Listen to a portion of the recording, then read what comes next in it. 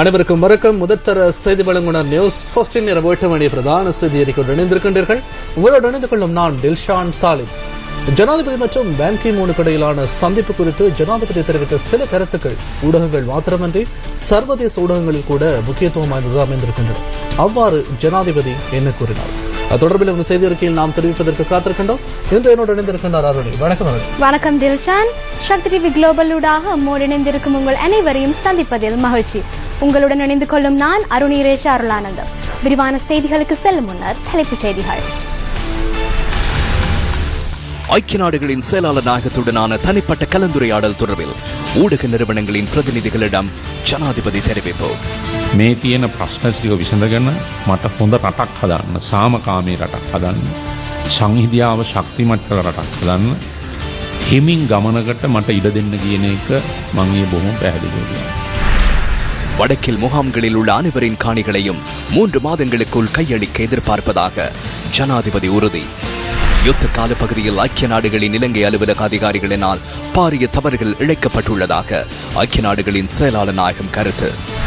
உபாதைக்குள்ளான Angelo மேத்யூஸுக்கு பதிலாக ஆஸ்திரேலியாவுக்கு எதிரான 5வது சர்வதேச ஒருநாள் போட்டிக்கான இலங்கை குழாத்தில் உப்புல் தரங்க இணைப்பு. இனி விரிவான செய்திகளுக்கு எங்களுடைய அவதானத்தை நாம் செலுத்துவோம். பான் கி மூன் குறித்த அவருடன் இடம்பெற்ற கலந்துரையாடல் தொடர்பில் ஜனாதிபதி இன்று ஊடக பிரதானிகளை சந்தித்த போது அது குறித்து தெளிவுபடுத்தியிருந்தார். ஜனாதிபதி என்ன கூறினார்? ஐக்கிய நாடுகளின் செயலாளர் நாயகம் பான் கி மூனின் உத்தியோகபூர்வ விஜயத்தின் போது தம்மை சந்தித்து ஐநா செயலாளர் நாயகம் கலந்துரையாடிய விடயங்கள் தொடர்பில் ஜனாதிபதி தெளிவூட்டினார். எமது பிரதிநிதிகளுடனான கலந்துரையாடல் ஒரு மணித்தியாலத்திற்கும் அதிக நேரம் இடம்பெற்றது. 10 தொடக்கம் 12 நிமிடங்கள் நானும் அவரும் மாத்திரம் கலந்துரையாடினோம். எமது அரசாங்கத்தின் தற்போதைய செயற்பாடுகள் தொடர்பில் அவர் தெளிவாக உள்ளார். என்னுடைய 1.5 வருட ஆட்சி காலத்தில் முன்னெடுக்கப்பட்ட ஜனநாயக சுதந்திரம், மனித உரிமை மற்றும் அடிப்படை உரிமை செயற்பாடுகள், நீதித்துறையின் சட்ட நடவடிக்கைகள், ஊழல் தொடர்பில் செயற்படும் லஞ்ச ஊழல் ஆணைக்குழு, மனித உரிமைகள் ஆணைக்குழு ஆகியன வெற்றிகரமாக தற்போது தமது பயணத்தை ஆரம்பித்துள்ளமை தொடர்பில் பான் கி மூன் உடனான உத்தியோகபூர்வ மற்றும் தனிப்பட்ட கலந்துரையாடலில் நான் தெளிவூட்டினேன். அதற்கான மெதுவான பயணத்திற்கான சந்தர்ப்பத்தை எனக்கு வழங்குங்கள். தற்போதுள்ள பிரச்சினை தீர்ந்து சிறந்த சமாதானமான நாடொன்றை உருவாக்குவதற்கு நல்லிணக்க செயற்பாடுகளை முன்னெடுக்க எனக்கு இடம் அளியுங்கள். நாடொன்றை உருவாக்குவதற்கான மெதுவான பயணத்திற்கு இடம் அளிக்குமாறு நேற்றைய தினம் நான் தெளிவாக கூறினேன். நாம் எந்த ஒரு தொல்லையும் செய்ய போவதில்லை. நீங்கள் முன்னெடுக்கும் நடவடிக்கைகளை அமைதியாக முன்னெடுத்துச் செல்லுமாறு அவர் மிகவும் மகிழ்ச்சியுடன் எனக்கு தெரிவித்தார்.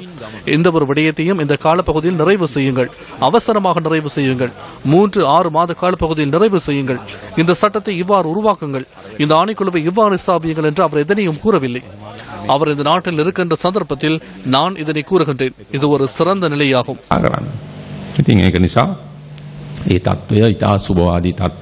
வடக்கில் முகாம்களில் உள்ள அனைவரின் காணிகளையும் 3 மாதங்களுக்குள் கையளிப்பதற்கு எதிர்பார்ப்பதாக ஜனாதிபதி இதன்போது தெரிவித்தார். 27ක් අවතන් කඳුරුවල ඉන්න මේ ජනතාව වෙනුවෙන් අපි පහුගිය දැන් අවුරුද්දක කාලේ வடபகுதி மக்கள் அவர்களின் காணிகளையே கோருகின்றனர். அரசாங்கத்தின் காணிகளை அல்ல, ராணுவத்தினரின் காணிகளை கோரவில்லை. 27 வருடங்களாக அகதி முகாம்களில் உள்ள இந்த மக்கள் தொடர்பில் 1 வருடத்திற்கு முன்னர் விசேட செயலணி ஒன்றை ஸ்தாபித்து பாதுகாப்பு அமைச்சு, காணி அமைச்சு மற்றும் வடமாகாண சபையையும் ஒன்றிணைத்து செயற்பாடுகளை முன்னெடுத்து வருகின்றோம். அளவீட்டு நடவடிக்கைகளில் கால தாமதம் நிலவுவதாகவும், உங்களுக்கு உரித்தான நிலங்கள் குறித்த பகுதிகளில் காணப்படுகின்றன எனவும், காணிகளின் அளவீட்டு நடவடிக்கைகளை முன்னெடுத்து கூடிய விரைவில் காணிகளை கையளிப்போம் என அகதிகள் முகாம்களில் உள்ள மக்களுக்கு எழுத்து மூலமாக நாம் தற்போது அறிவித்துள்ளோம். அகதி முகாம்களில் உள்ள அனைவரின் காணிகளையும் அடுத்த 3 மாத காலப்பகுதிக்குள் கையளிப்பதற்கு நான் எதிர்பார்த்துள்ளேன். குறித்த காணிகளை அடையாளப்படுத்தும் நடவடிக்கைகள் பூர்த்தி செய்யப்பட்டுள்ளன. வடக்கு மற்றும் தெற்கில் உள்ள அடிப்படைவாத பிரிவினர் பல்வேறு விடயங்களை தவறாக விமர்சிக்கின்றனர். காணிகளை கையளிப்பது, காணாமல் போனவர்கள் தொடர்பான செயற்பாடு, சிறையில் உள்ள கைதிகளை விடுதலை செய்வது போன்ற விடயங்களை 24 மணித்தியாலங்களில் செய்ய வேண்டும் என்றே வடக்கில் உள்ள அடிப்படைவாத பிரிவினர் கூறுகின்றனர். எனினும் 30 வருட நீண்டகால பாரதூரமான யுத்தத்தின் அனுபவத்தினூடாக குழப்பமடைந்துள்ள மனங்களை சமாதானப்படுத்தி ஆவேசமாக செயற்படாது இங்குள்ள பிரச்சினைகளை தீர்த்து சமாதானமான நாடொன்றை உருவாக்குவதற்கு, பலம் வாய்ந்த நல்லிணக்கத்தை கொண்ட நாடொன்றை உருவாக்குவதற்கு மெதுவான பயணம் ஒன்றுக்கு எனக்கு இடமளிக்குமாறு நேற்று நான் தெளிவாக கூறினேன். කාමී රටක් හදන්න, සංහිඳියාව ශක්තිමත් කළ රටක් හදන්න, හිමින් ගමනකට මට ඉඩ දෙන්න කියන එක මම ඊයේ බොහොම පැහැදිලිව කිව්වා. இலங்கையின் வறுமை ஒழிப்பு செயற்திட்டம் தொடர்பிலும் கருத்து தெரிவித்தார். මේ සතියේ අපි අමාත්‍ය මණ්ඩල සංදේශයක් ඉදිරිපත් කළා. 2017 වර්ෂය இந்த வாரம் அமைச்சரவையில் දුගී බවෙන් නිදහස් වීමේ වර්ෂය වශයෙන් නම් කරලා பிரகடனப்படுத்தி රාජ්‍ය தனியார் அரசு சார்பற்ற පෞද්ගලික நிறுவனங்கள் சுயேட்சை அமைப்புகள் රාජ්‍ය නොවන ආයතන 2017 ஆண்டு ஜனவரி සියලු முதலாம் தேதி ස්වේච්ඡා සංවිධාන ஒன்றை ஆரம்பிப்பதற்கு පොදු මහ ජනතාව සමග ஒழிப்பதற்கு அரசு என்ற පුළුල් ජාතික ව්‍යාපාරයක් 2017 ලබනවා. வறுமையிலிருந்து மீளும் ஆண்டு எனும் துணைப்பொருளின் கீழ் நடைமுறைப்படுத்தும் போது சர்வதேச ரீதியில் எமக்கு பாரிய ஒத்துழைப்பை பெற்றுக் கொள்ள முடியும். சில கிராமங்களுக்கு நகரங்களுக்கு சென்று அங்குள்ள பிரச்சனைகள் தொடர்பில் ஊடக நிறுவனங்கள் நமக்கு சுட்டிக்காட்டுகின்றன. பாலம் உடைப்படுத்துள்ளது, வீதிகள் புனரமைக்கப்படவில்லை, குடிநீர் இல்லை போன்ற விடயங்கள் சுட்டிக்காட்டப்படுகின்றன. ஊடக நிறுவனம் என்ற ரீதியில் இந்த குறைபாடுகளை நமக்கு சுட்டிக்காட்டி அரசாங்கத்துக்கு தேவையான உண்மையான தகவல்களை வழங்குவதற்கு உங்களின் ஒத்துழைப்பை நாம் எதிர்பார்க்கின்றோம். කියලා හිතන්න. එතකොට ඒ වගේ තමුන්නාන්සලටත් පුළුවන් මාධ්‍ය ආයතන විදිහට අපිට ඒ තියෙන අඩුපාඩු පෙන්නලා දීලා රජයට අවශ්‍ය නිවැරදි கபதிகொல்லாவ கோணகதனாவ பகுதி மக்களுக்கு வழங்கிய வாக்குறுதியை நியூஸ் ஃபர்ஸ்ட் இன்று நிறைவேற்றியது.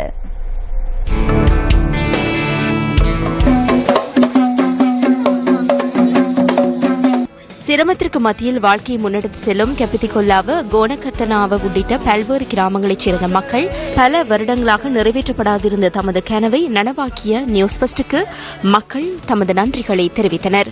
கடந்த மாதம் 15ஆம் தேதி இந்த குடிநீர் திட்டத்தின் நிர்மாண பணிகள் ஆரம்பிக்கப்பட்டன.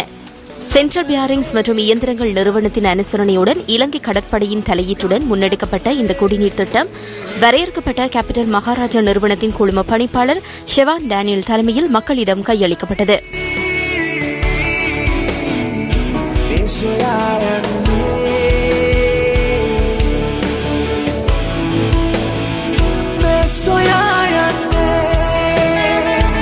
மக்கள் சக்தி 100 நாட்கள் திட்டத்தின் ஊடாக மக்களிடம் கையளிக்கப்பட்ட 11வது திட்டம் இதுவாகும்.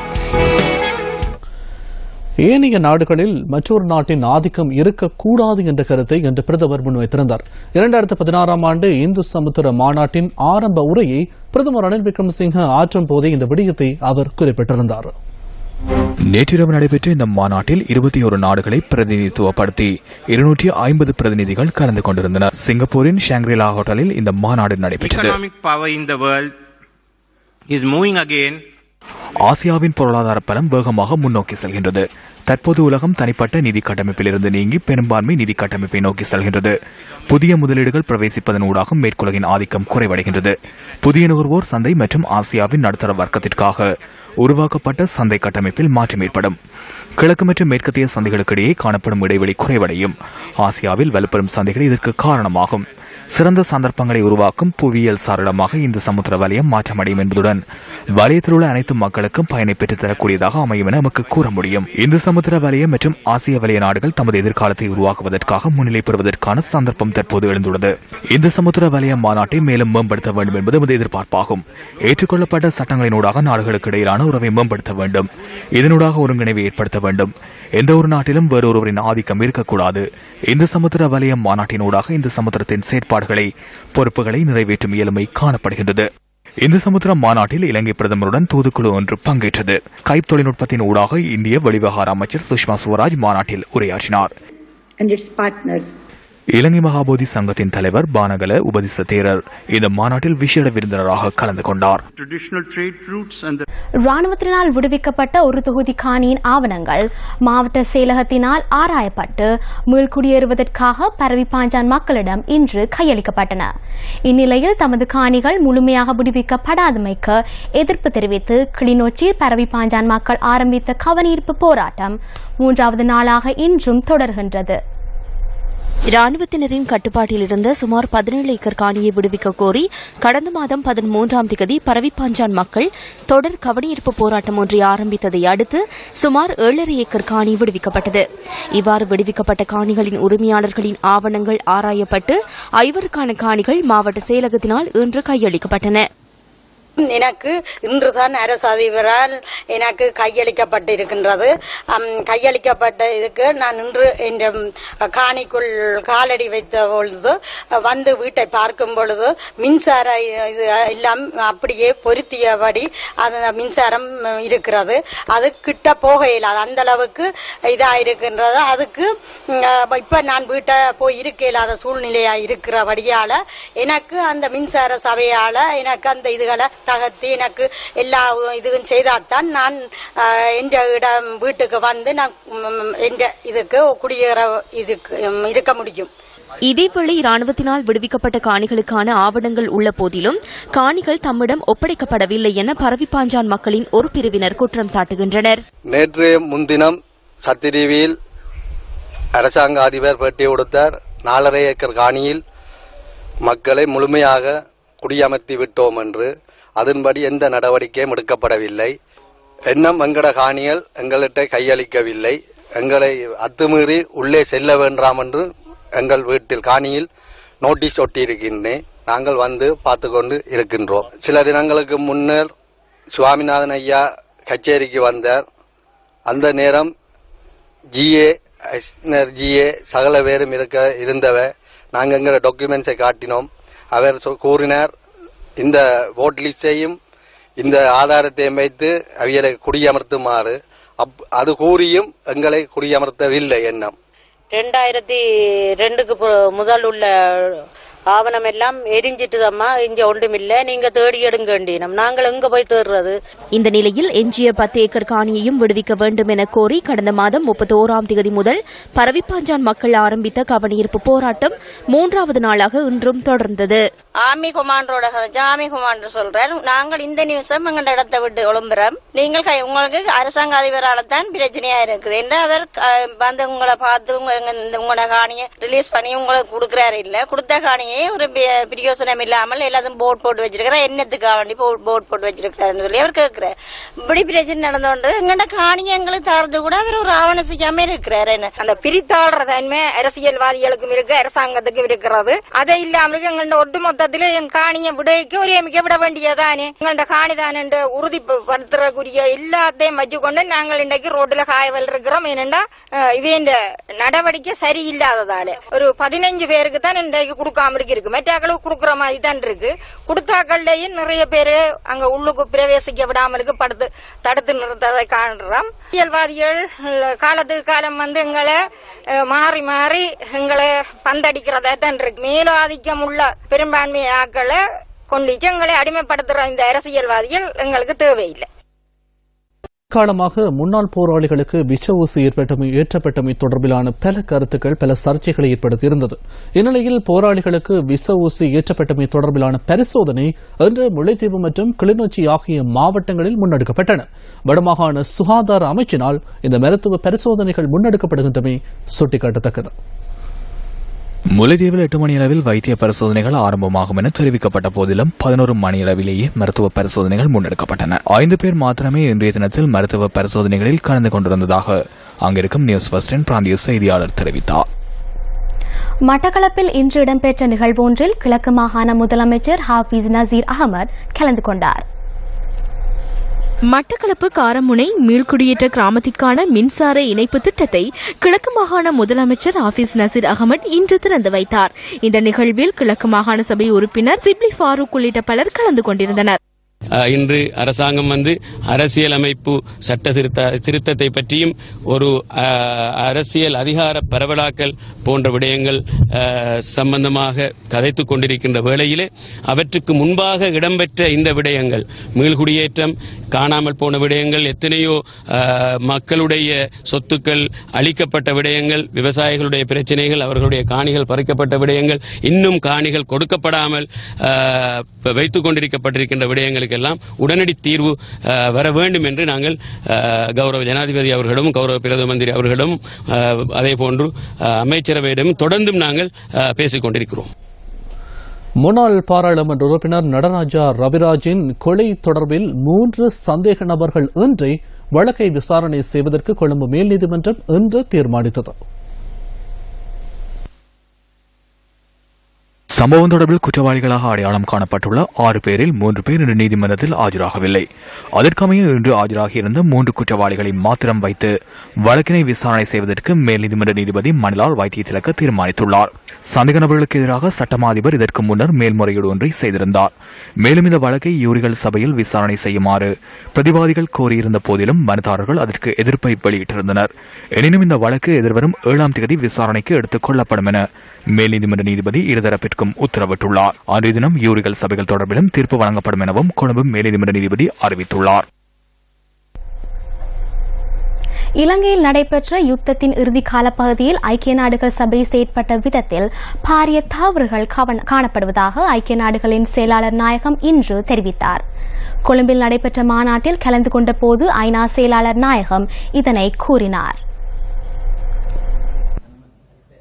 ஐக்கிய நாடுகளின் செயலாளர் நாயகம் மற்றும் சபாநாயகர் கரு ஜெயசூரியவிற்கு இடையிலான சந்திப்பு இன்று முற்பகல் இடம்பெற்றது. பின்னர் கட்சித் தலைவர்களை பான் கி மூன் சந்தித்தார். இந்த சந்திப்பில் லக்ஷ்மண் கிரியல்ல, பிரதி சபாநாயகர் திலங்க சுமதிபால, அமைச்சர்களான நிமல் ஸ்ரீபால டி சில்வா, ரவுப் ஹக்கீம் உள்ளிட்ட சிலர் கலந்து கொண்டிருந்தனர்.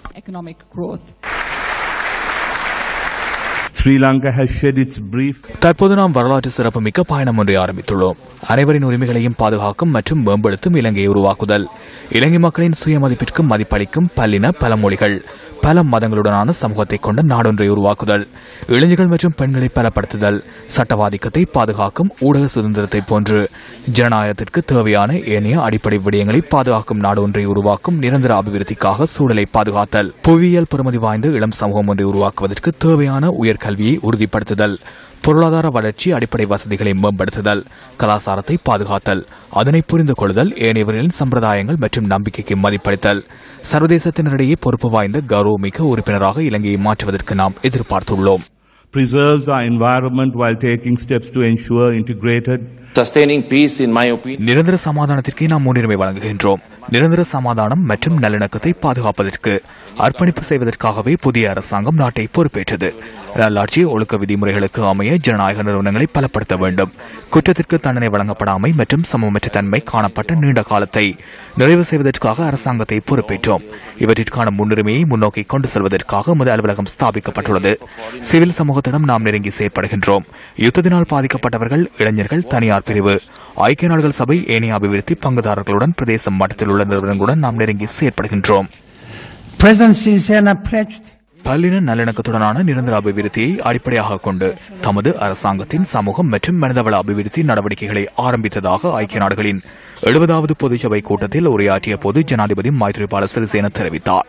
19வது அரசியலமைப்பு திருத்தம் மற்றும் தகவல் அறியும் சட்டத்தை நிறைவேற்றியமை தொடர்பில் அரசாங்கம் மற்றும் இலங்கை மக்களுக்கு நான் பாராட்டு தெரிவிக்கின்றேன். காணிகளை கையளிக்கும் திட்டத்தை துரிதப்படுத்துவதன் ஊடாக தமது வீடுகளுக்கு மீண்டும் செல்வதற்கான சந்தர்ப்பம் எஞ்சியுள்ள மக்களுக்கு கிட்டும். வடக்கு மற்றும் கிழக்கில் உள்ள ராணுவத்தினரின் எண்ணிக்கையை குறைக்க முடியும். இதனூடாக நம்பிக்கை கட்டியெழுப்பப்படுவதுடன் அழுத்தம் குறைவடையும். இதனை முன்னெடுப்பதற்கு அரசியல் தைரியம் மற்றும் அதிர்ஷ்டத்துடனான சில வருடங்கள் செல்லும் என்பதை நான் உறுதியாக கூறுகின்றேன். இதன் அனைத்து நடவடிக்கைகளுக்கும் ஐக்கிய நாடுகள் சபை உங்களின் பங்குதாரராக இருக்கும். இதேவேளை ஐக்கிய நாடுகளின் செயலாளர் நாயகம் யுத்தம் நிறைவு பெற்ற காலப்பகுதியில் ஐக்கிய நாடுகள் சபை செயற்பட்ட விதம் தொடர்பிலும் கருத்து தெரிவித்தார். யுத்தத்தின் இறுதி சில மாதங்களில் நாம் பாரிய தவறுகளை இழைத்துள்ளோம். அதனூடாக நாம் கடும் பாடத்தை கற்றுக்கொண்டோம். உள்ளக விசாரணைகளை மேற்கொள்வதற்காக அந்த காலப்பகுதியில் இலங்கையில் செயற்பட்ட ஐக்கிய நாடுகள் சபையினரின் செயற்பாடுகளின் பாரிய தவறுகள் குறித்து நமக்கு அறிய கிடைத்தது. இதனை விடவும் செயற்திறனுடன் நாம் செயற்பட்டிருந்தால் பல உயிர்களை எம்மால் காப்பாற்றியிருக்க முடியும். Of the United Nations mission here had been doing at that time. We found a serious mistake, inactivities. Had we been more actively engaged, we could have saved much more. இதேவேளை ஐக்கிய நாடுகளின் செயலாளர் நாயகம் பான் கி மூன் இன்று பிற்பகல் யாழ்ப்பாணத்திற்கான விஜயத்தில் ஈடுபட்டார். யாழ் மாவட்டத்துக்கு விஜயம் மேற்கொண்ட ஐக்கிய நாடுகளின் செயலாளர் நாயகம் பான் கி மூன் வடமாகாண ஆளுநரை சந்தித்து கலந்துரையாடினார்.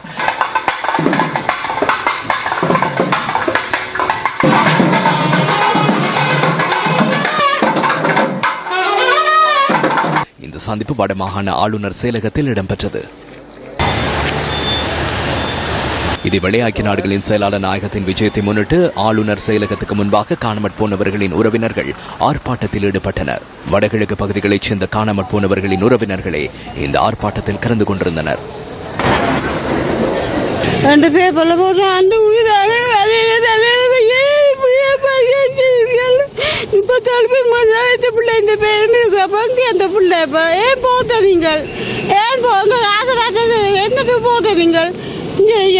புள்ள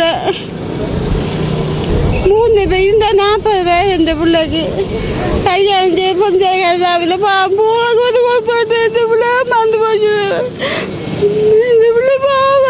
எமது பிள்ளைகள் இலங்கையிலேயே காணாமல் போனார்கள்.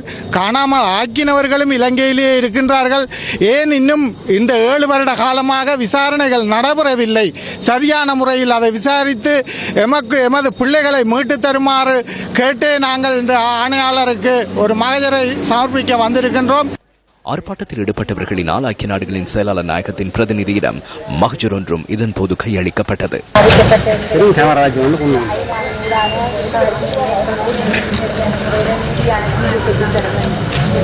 அதனை அடுத்து ஐக்கிய நாடுகளின் செயலாளர் நாயகம் பான் கி மூனுக்கும் தமிழ் தேசிய கூட்டமைப்பின் பிரதிநிதிகளுக்கும் இடையிலான சந்திப்பு யாழ் பொது நூலகத்தில் இடம்பெற்றது. இந்த சந்திப்பில் தமிழ் தேசிய கூட்டமைப்பின் தலைவரும் எதிர்க்கட்சித் தலைவருமான இரா சம்பந்தன், வடமாகாண முதலமைச்சர் சி வி விக்னேஸ்வரன், பாராளுமன்ற உறுப்பினர்கள் மற்றும் வடமாகாண அமைச்சர்கள் உள்ளிட்டோர் கலந்து கொண்டனர். மஹிந்த ராஜபக்சனுடைய கையொப்பத்தை இணக்குதலுக்கு எடுத்துக் கொண்டதற்காக நாங்கள் அவருக்கு நன்றி செலுத்தினோம். ஏனென்றால் அதற்கு பிறகு ஐக்கிய நாடுகள் சபையிலேயும் விசேடமாக மனித உரிமை பேரவையிலேயும் நடைபெற்ற அத்தனை விடயங்களும் அந்த ஆரம்ப கூட்டு ஒப்பந்தத்தின் அடிப்படையிலே தான் செய்யப்பட்டது. அதிலே தான் பொறுப்பு கூறலுக்காகவும் மக்களை மீள்குடியேற்றுவது சம்பந்தமாகவும் அரசியல் தீர்வு பற்றியும் அந்த அரசாங்கத்தையே அவர் இணங்க பண்ணியிருந்தார். செயலாளர் சொன்னார், தான் வருகிற போதும் பலருடைய கோஷங்களை தான் கேட்டதாகவும், விசேஷமாக ஜனாதிபதியோடு பிரதமரோடு தான் பேசிய போது இந்த விடயங்களை குறித்து பேசியதாக சொன்னார். மிக தெளிவாக எங்களுடைய மக்கள் முகம் கொடுக்கின்ற பிரச்சனைகளை எடுத்துக் கூறினோம். எங்கள் எல்லார் சார்பிலும் எங்களுடைய தலைவர் சம்பந்தம் அவர்கள் மிக தெளிவாக எடுத்துக் கூறினோம். ராணுவத்தை வெளியேற்றும்படி கேட்டிருக்கிறோம். ராணுவம் வெளியேறினால் மாத்திரம்தான் மக்களுடைய மீள் குடியேற்றம் என்பது சாத்தியம். அதனைத் தொடர்ந்து எங்களுக்கிடையில் ஒரு நல்லிணக்கம் ஏற்பட வேண்டுமாக இருந்தால் அரசியல் கைதிகள் விடுவிக்கப்பட வேண்டும். ஐநா தீர்மானம் முழுமையாக நிறைவேற்றப்பட வேண்டும். சர்வதேச நீதிபதிகள் கொண்டுவரப்பட வேண்டும். அது ஐநா மீண்டும் அதனை வலியுறுத்த வேண்டும் என்றபடியான சொல்லப்பட்டிருக்கின்றது. அரசியல் சாசன மாற்றம் தொடர்பாக வடகிழக்கு இணைக்கப்பட்ட பிரதேசத்திற்கு இறையாண்மையின் அடிப்படையில் அதிகார பகிர்வு வேண்டும் என்றபடியும் சொல்லப்பட்டிருக்கின்றது. தமிழ் மக்கள் ஒரு சமத்துவமாக வாழ்வதற்கான நடவடிக்கைகள் எடுப்போம் என்றும் ஜனாதிபதி பிரதமர் முற்போக்கான நடவடிக்கையில் ஈடுபட்டிருக்கின்றார்கள். அவர்கள் நம்பத்தகுந்த செயற்பாடுகளில் ஈடுபட்டிருக்கிறார்கள். இனங்களுக்கிடையில் நல்லுறவில் அவர்கள் அக்கறையாக இருக்கிறார்கள் என்ற கருத்தையும் சொன்னார்கள். இந்த சந்திப்பு இடம்பெற்ற வேளையில் யாழ் பொது நூலகத்துக்கு முன்பாக ஆர்ப்பாட்டம் ஒன்று முன்னெடுக்கப்பட்டது. இந்த ஆர்ப்பாட்டத்தில் அரசியல் பிரதிநிதிகள், காணாமற் போனவர்களின் உறவினர்கள், அரசியல் கைதிகளின் உறவுகள் என பெருமளவானோர் கண்ணீர் மல்க கலந்து கொண்டமை குறிப்பிடத்தக்கது.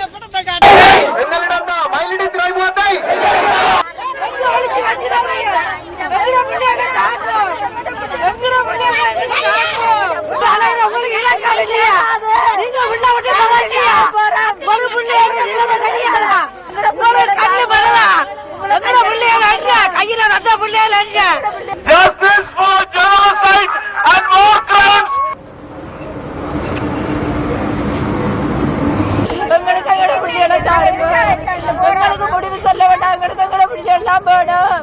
எங்களை பிள்ளைல கடத்தினவே கொண்டு வரலாம். உயிரோடான எல்லாரும் இருக்கிறார்.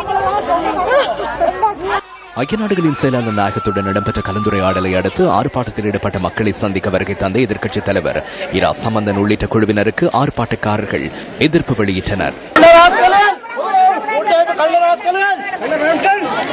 நல்லாட்சியோட ஒட்டி கொண்டிருக்கிறவர்கள், நல்லாட்சியோட ஒட்டி கொண்டிருக்கிறவர்கள், நல்லாட்சியோட ஒட்டி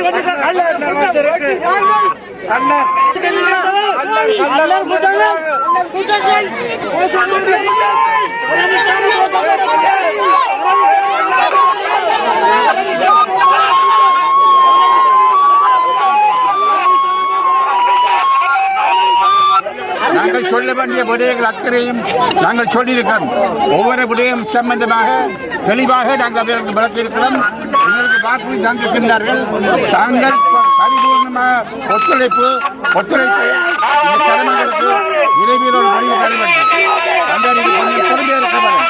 சொல்ல வேண்டிய விஷயங்கள் அக்கறையும் சொல்லியிருக்கிறோம்.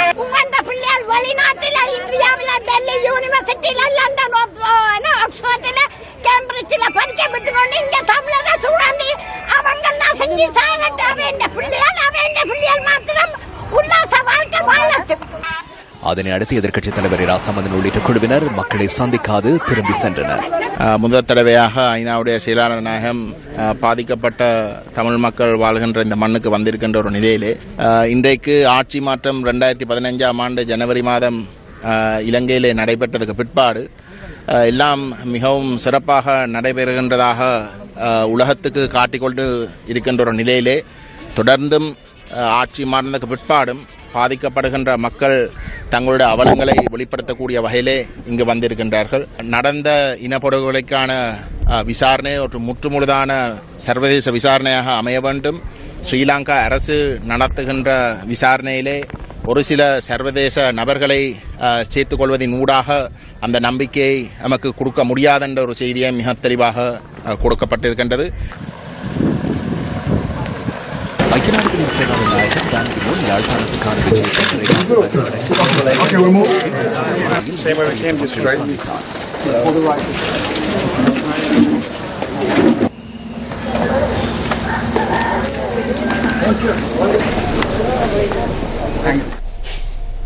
கிழக்கு மாகாண முன்னாள் முதலமைச்சர் பிள்ளையான் என்று அழைக்கப்படும் சிவனேசத்துறை சந்திரகாந்தனின் பிணை மனு மட்டக்களப்பு மேல் நீதிமன்றத்தினால் இன்று நிராகரிக்கப்பட்டது. பயங்கரவாத தடுப்புச் சட்டத்தின் கீழ் கைது செய்யப்பட்டு தடுத்து வைக்கப்பட்டுள்ள சந்தேக நபருக்கு பிணை வழங்குவதற்கு மேல் நீதிமன்றத்திற்கு நியாய ஆதிக்கம் இல்லை என்ற அடிப்படையில் இந்த பிணை மனு நிராகரிக்கப்பட்டுள்ளது. பிள்ளையான் அறியப்படும் சிவனேசத்துறை சந்திரகாந்தனின் பிணை மனு தொடர்பில் தீர்ப்பு வழங்கும் வழக்கு இன்று மட்டக்களப்பு மேல் நீதிமன்றத்தில் இடம்பெற்றது. இதன்போது குறித்த காரணத்தை அடிப்படையாக கொண்டு நீதிபதி விஸ்வலிங்கம் சந்திரமணி பிணை மனுவை நிராகரித்துள்ளார். தமிழ் தேசிய கூட்டமைப்பின் பாராளுமன்ற உறுப்பினர் ஜோசப் பரராஜசிங்கம் 2005 ஆண்டு படுகொலை செய்யப்பட்டமை தொடர்பில் பிள்ளையான் கைது செய்யப்பட்டு விளக்கமறியலில் வைக்கப்பட்டுள்ளமை குறிப்பிடத்தக்கது. இலங்கை மற்றும் ஆஸ்திரேலிய அணிகளுக்கு இடையிலான 5வது ஒருநாள் போட்டி இன்னும் சில நாட்களில் நடைபெற இருக்கின்ற இந்த நிலையில் இலங்கை அணியின் குழாம் குறித்த பல்வேறு கருத்துக்கள் தற்போது ஏற்பட்டிருக்கின்றன. இந்த நிலையில் ஆஸ்திரேலியாவுக்கு எதிரான 5வது சர்வதேச ஒருநாள் போட்டிக்கான இலங்கை குழாத்தில் ஒப்புல் தலங்க பெயரிடப்பட உள்ளதாக தகவல்கள் வெளியாக இருக்கின்றன. உபாதை குழான் அணித்தலைவர் ஆஞ்சலோ மேத்யூஸுக்கு பதிலாகவே தரங்கவுக்கு வாய்ப்பளிக்கப்பட்டிருக்கின்றதாக தேர்வுக்குழுவின் தலைவரான சனத் ஜெயசூரிய தெரிவித்திருக்கின்றார். சிரசு தொலைக்காட்சியில் ஒளிபரப்பாகும் பத்திக்கடை நிகழ்ச்சியில் இன்று காலை சனத் ஜெயசூரிய கலந்து கொண்டிருந்தார்.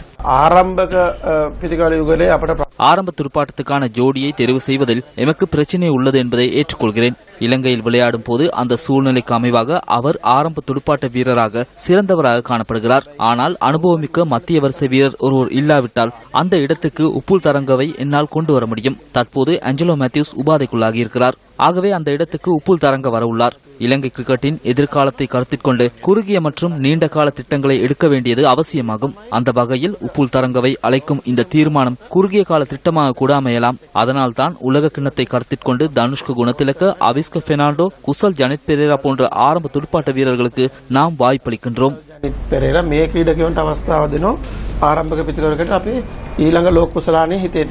இதேவேளை உபாதைக்குள்ளான லசித் மாலிங்க தொடர்பாகவும் தேர்வுக்குழு தலைவர் கருத்து வெளியிட்டார். உண்மையில் மிகுந்த மகிழ்ச்சி அளிக்கிறது. லசித் மாலிங்க நேற்று முன்தினம் என்னுடன் தொலைபேசியில் தொடர்பு கொண்டு பேசினார். தாம் பந்து வீச ஆரம்பித்து விட்டதாக அவர் என்னிடம் கூறினார். இது ஒரு சிறந்த தகவலாகும். அவருக்கு சத்திர சிகிச்சை அளிக்க வேண்டியிருந்தது. தற்போது அவர் பெற்று வரும் சிகிச்சைகளுக்கு அமைவாக 90% குணமடைந்துள்ளார். அவர் சிறந்த நிலையில் இருக்கிறார். என்றாலும் எமது வைத்திய குழுவிடம் அவர் ஒப்படைக்கப்பட்டுள்ளார். எமது உடற்கூற்று நிபுணருடன் ஆலோசித்து அவர்களின் சான்றிதழ் எனக்கும் இலங்கை கிரிக்கெட் நிறுவனத்துக்கும் கிடைத்த பின்னர் எதிர்வரும் போட்டிகளுக்கு அவர் தொடர்பாக கவனம் செலுத்த உள்ளோம்.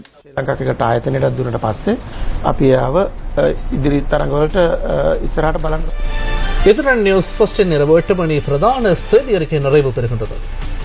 அடுத்த பிரதான செய்தி அறிக்கையை 10:45 எதிர்பாருங்கள். வணக்கம்.